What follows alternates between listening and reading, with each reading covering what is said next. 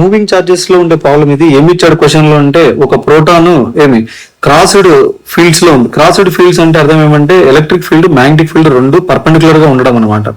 అయితే ఈ ఫీల్డ్ రెండిట్లో ఉన్నప్పటికీ కూడా అది అన్డిఫ్లెక్టెడ్ కండిషన్ లో ఉందంటే అర్థం ఏమంటే అయినా దాని మీద యాక్ట్ అవుతున్న ఎలక్ట్రిక్ ఫోర్స్ మ్యాగ్నెటిక్ ఫోర్స్ యొక్క మ్యాగ్నిట్యూడ్ సేమ్ అయి ఉంటాయి, కానీ డైరెక్షన్ మాత్రం ఆపోజిట్ ఉండడం వల్ల రెండు క్యాన్సిల్ అయిపోతాయి అనమాట.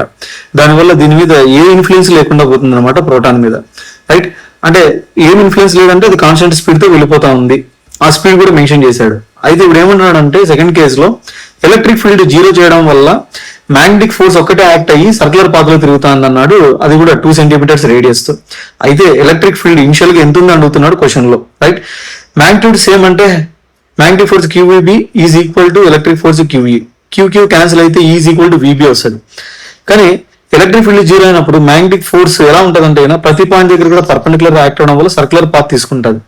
ఇనిషియల్ గా స్ట్రైట్ గా వెళ్తున్నది నీకు ఈ సర్క్యులర్ పాత్ లోకి వెళ్ళాలంటే మ్యాగ్నెటిక్ ఫోర్స్ నీకు సెంట్రిపెటల్ ఫోర్స్ ప్రొవైడ్ చేసి ఉంటుంది. Centripetal force mv²/r magnetic force QVB. QQ cancel అయిపోతే B వాల్యూ mv/QR వస్తుంది.